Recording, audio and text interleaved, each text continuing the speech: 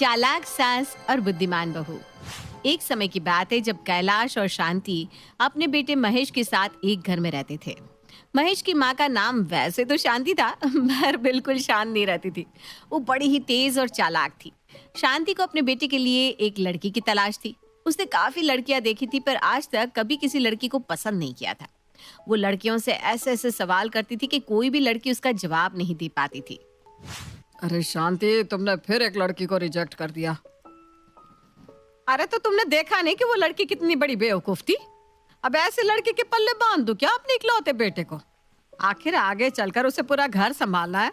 मैं अपने बेटे की शादी करूंगी तो किसी बुद्धिमान लड़के से करूंगी। महेश दूर खड़ा ये सब सुन रहा था।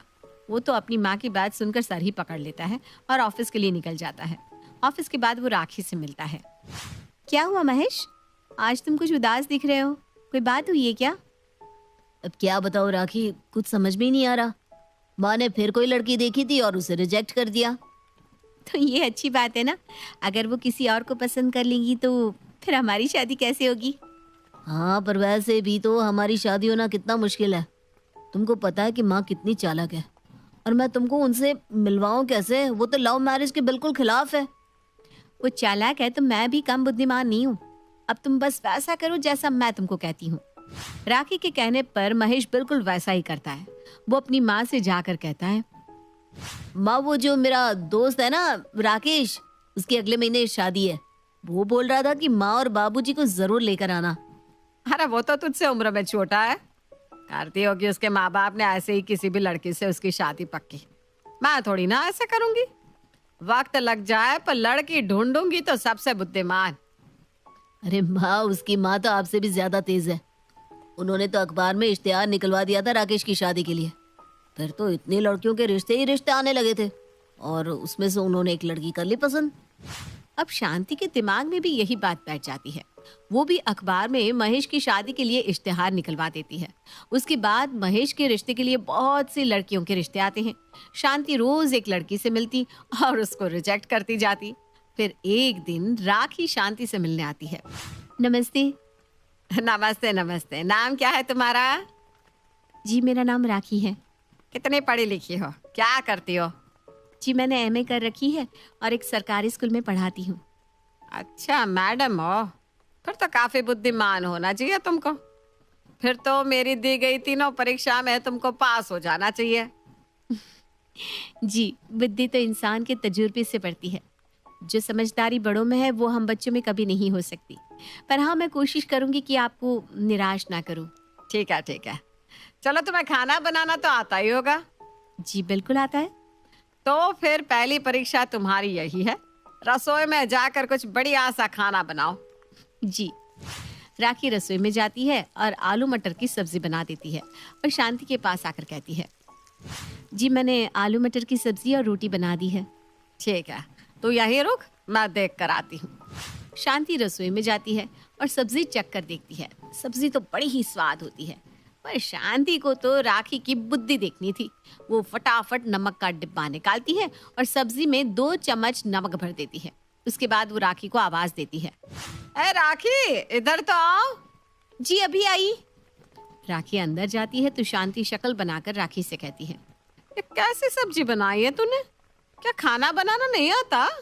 इतना नमक भर रखा है सब्जी में, सारा मुंह कड़वा हो गया मेरा। थू थू थू थू। पर मैंने तो नमक बिल्कुल ठीक डाला था। तो क्या मैं झूठ बोल रही हूँ? तू खाकर देख ले। अब बता, हम क्या खाएंगे? तेरे पास बस 15 मिनट है। 15 मिनट में तू खाना टेबल पर लगा देना। राखी सब्जी चखती है तो उसे सब समझ में आ जाता है कि ये सब शांति ने किया है।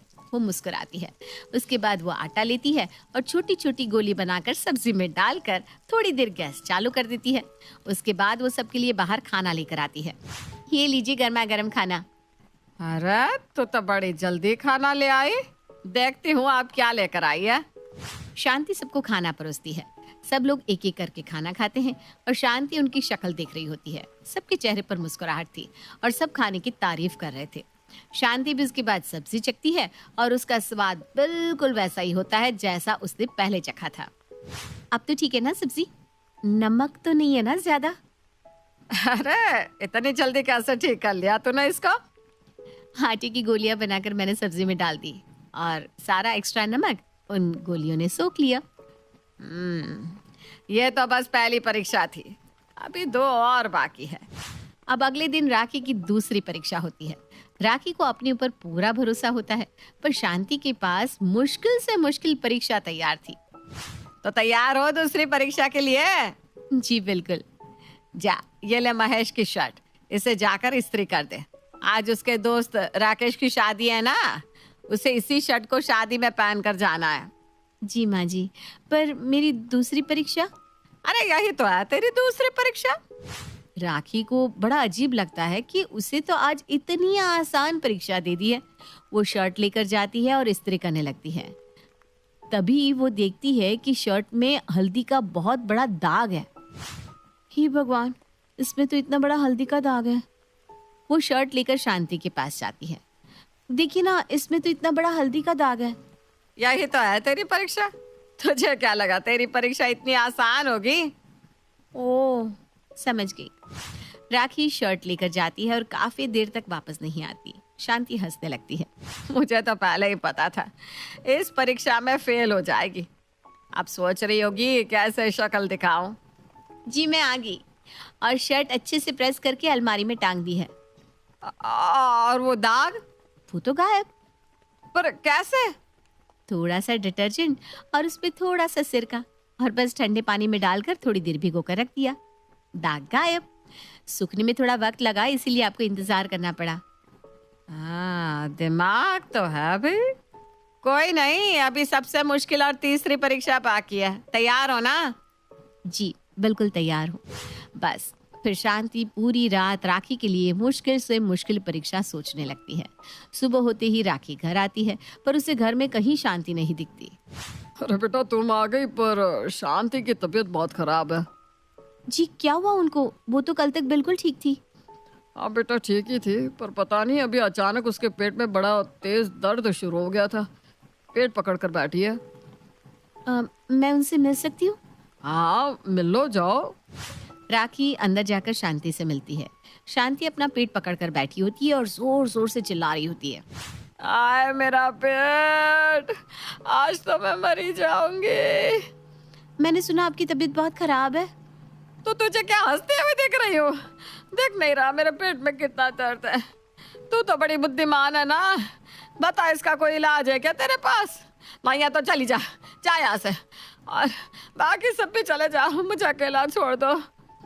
राखी और बाकी लोग बाहर आ जाते हैं। तुम माँ की बात का बुरा मत मानना, उनके पेट में कुछ ज्यादा ही तेज दर्द है, बस इसीलिए गुस्सा कर रही हैं। तो उनको कोई दवाई नहीं दी क्या? दी तो है, पर अभी तक कोई असर ही नहीं है। आखिर अचानक उनके पेट में दर्द कैसे हो गया? क्या खाया था रात को? रात को कड़ी और चावल खाए थे उन्होंने। ओह अच्छा, मैं सब समझ गई।